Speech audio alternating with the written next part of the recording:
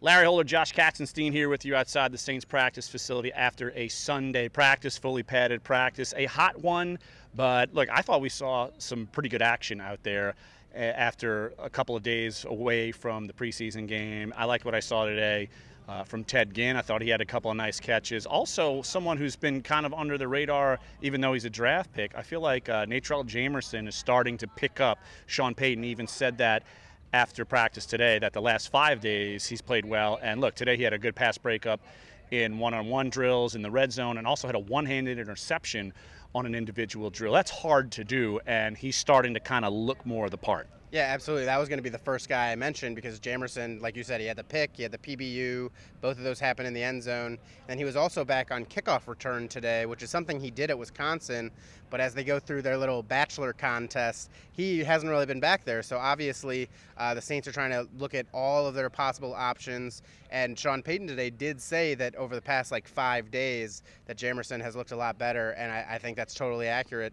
You know, obviously it takes a lot of these guys, a little time to get comfortable, and he seems like he's finally figured it out. I think Brandon Tate looked really good today as an offensive player, which has that would just be a benefit because I think the Saints are viewing him more as a return candidate. But if he can provide something on offense like the diving touchdown catch that he made today, or the other really nice play in one-on-one where he came over and gave us a high five afterwards. That's why you like him, because we got some love from Tate. I love a little love, everyone loves a little love. That's what it's about. So Brandon Tate's on the roster now. No, but no, it was a good practice. There was a race between a defensive tackle Henry Mondo and rookie guard or center Will Clapp against one of those robotic tackling dummies.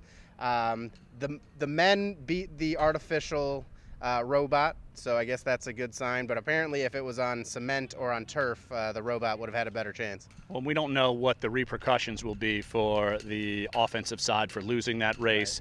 Right. I've seen some random equipment people do this race before, so the fact that they actually got players doing this is certainly interesting. One other tidbit I want to do before we end this video, and Patrick Robinson spoke after this practice, and I've written, as soon as he came here, you could tell on the field he's a different guy. But when you talk to him and you see him actually up close in practice, he is a completely different player than what he was when he was here. And just the open and honest nature that he just expresses, he wears it. He says he was not ready to be here when he was drafted. It was too big for him. He was able to learn his way, and now he is a completely different player and has really looked very good throughout this preseason and throughout these training camp practices. And he's kind of exactly what they need in that secondary, because you think about how young most of those guys are.